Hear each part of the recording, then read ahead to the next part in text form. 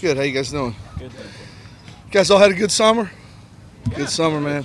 Just like to start saying this is an unbelievable place to hold training camp. The setup's unbelievable. Rooms right here, beautiful fields here. We had a good day in pads, first day, so it's exciting to get started.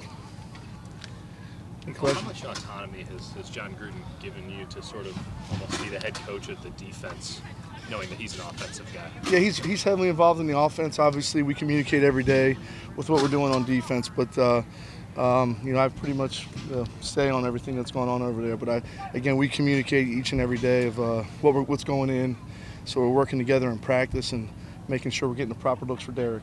How does that compare to previous stops for you in terms of that autonomy? It's very similar. I worked with Marvin. Obviously, he was a defensive coach, but Right. Marvin kind of went with both sides at times. So I would say it's a little different. What's Gary on dealing with? He's got a little hip strain there, so it's unfortunate. He made a good play on the ball in a one-on-one drill and just bumped his hip a little bit, so he won't be out for too long. But we got a lot of guys working out there at corner. It's going to be a good battle to see who comes out of it. See Daryl out there, I guess, instead of him. What do you like out of him? He's just he's played a lot of football, and he's an experienced guy. He's big and long, and he's really starting to pick up the system last couple of days. A lot of experienced guys, guys you've had before. When you're installing a new defense, how important is it to have guys who've been through it before?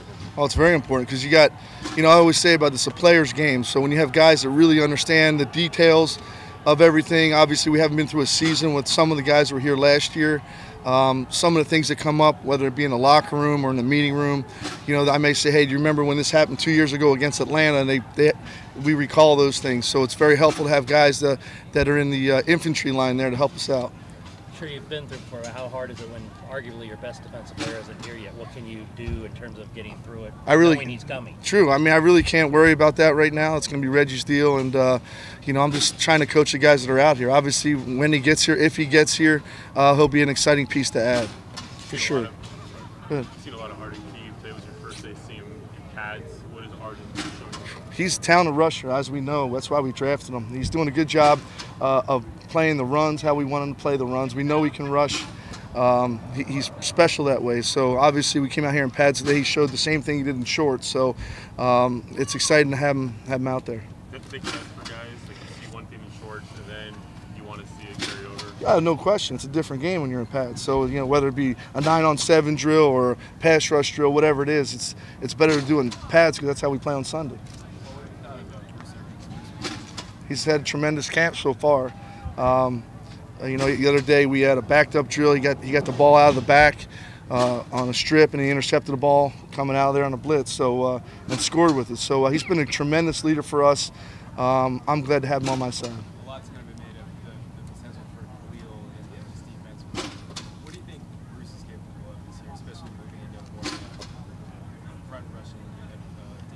Yeah, I just think, when I watched him, when I took the job and I watched him, I said, I did him in college coming out of West Virginia. And, obviously, I was pushing the draft him in Cincinnati. He went to Seattle before us. So I just think his best gift is going forward, and that's what he should be doing each and every down. So instead of playing linebacker, dropping off in coverage, we got to utilize really his and everybody else's talents to the best we can, whether it's 10 snaps a game or 50 snaps a game, whatever it may be. That's kind of what we have here. We got a lot of different abilities on the defensive side, and it's our job and my job as the coordinator to get these guys in the best position as you see with what they got. You liked about Tank Carity. Tank's, he's a physical player in there. Over the tight ends, tough to block for a tight end. He's picked it up. He's smart. He's understand our defense, all the different blitzes and coverages and fronts that we're running. So he's been a real good surprise for us. Dexter saw quite a bit of playing time last year. What have you seen? Excuse me?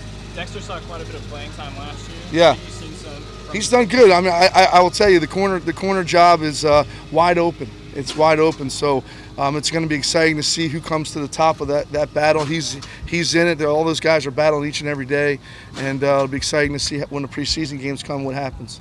Quarterbacks, do you have a philosophy of whether you want guys to stay on the same side or follow receivers, or is it how does that? I've done both. I've kept guys left and right. I've had guys locked on one guy. So I've done both, just depending on the difference in the ability of one guy to another.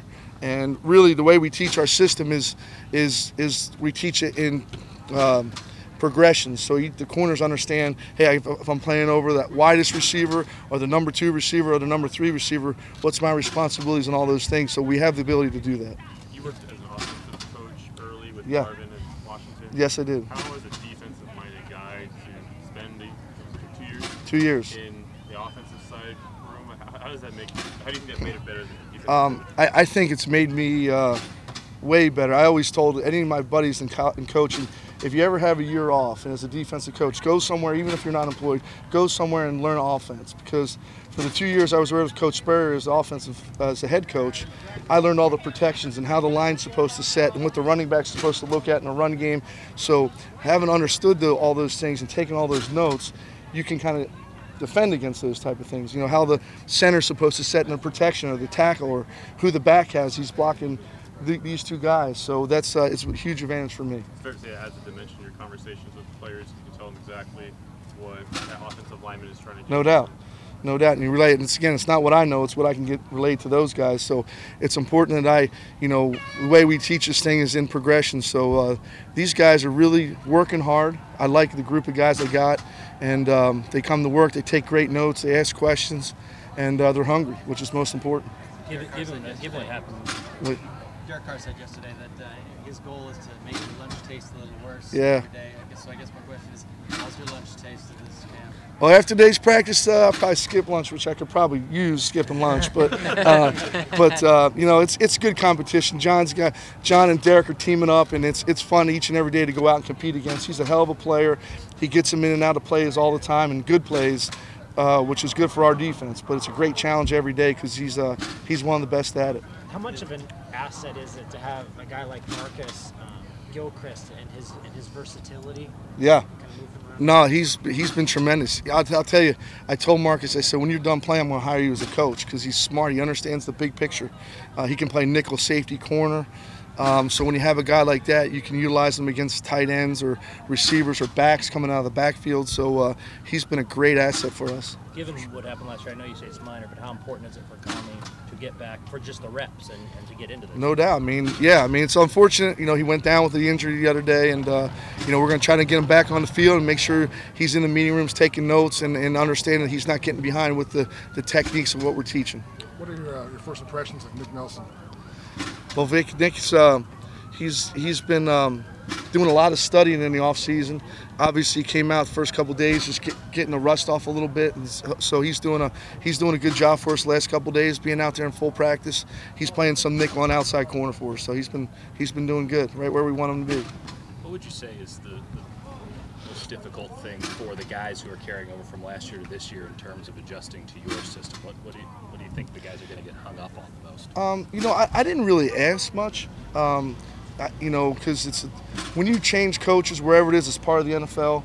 Yeah. I can't go through everything that they were taught last year, so I kind of didn't worry about it. Yeah. I said, hey, erase everything that you had from last year. We're going to start this book new, the new chapter. We're going to write every chapter as we go. So I can't really answer the question because I didn't really ask the players much that way. We just say we're going to start new here, and this is what we're going to do. In terms of installing a defense, what do you think is the thing that you're going to challenge them the most with? Is it the physicality aspect? No, for sure. That's number one, being smart, situationally, understanding. I always tell them, hey, I'm gonna give you a game plan sheet every week, and I'm going to tell you why I'm calling these things. Just don't say, hey, and I want you to ask me, what are you looking for here? And it's important that they understand it because they're playing. Yeah. So. A couple more guys. There's obviously a lot of responsibility on your linebackers to execute this thing, right? Yep. You have a young guy in Mark Kelly. Mm-hmm. How's he done with that aspect of it, especially playing in the middle? He's doing tremendous. I mean, we're utilizing all the linebackers in different packages. So, like I said, we may have 3 different linebackers on first down that we would have on third down. So that's, to me, is the greatest thing with the guys we have, with the difference in abilities across the room and across the board in the room. So Markel's smart. He can make us all the calls and get us set up to go. How's Obi developing? He's doing good. Obviously he missed a lot of the spring, so this training camp's going to be very important for him, and he's going to have an opportunity in the preseason to go out there early in games and see what he can show. But part of the vision with him early was having him be a guy who can really match up against tight ends, the size speed combination. Yep. Is that something that this staff sees as well, or how do you kind of? Is it too early to say how? You know, you can't just go in a game and say, "Hey, I'm going to utilize this guy against the tight end." So he's got to learn the whole thing and then go, because obviously offenses will adjust once they see that. So his main thing is to understand the techniques and all the coverages that we're teaching, being in the right spot, and then working some man-to-man in there against the tight ends. But like I said, we got a lot of guys working out here, and like I told the players in the meeting, there's no job secure. So whether you're a first-round pick, a free agent, I'm going to pick the best how many guys they give me. Lots of made about Derek Carr being able to do a little more audibling in the line this season. What does that do for you as a defense facing that practice? Oh, it's like I said, the players understand we might have to get in and out of calls some. But like I said, he's tremendous to go against every day. He's smart, you know. Every now and again we'll fool him, but not very often. So he's a good player that way. Thank you, Coach. All right, thanks, guys. Appreciate it. Thanks, Paul. Thanks, Paul.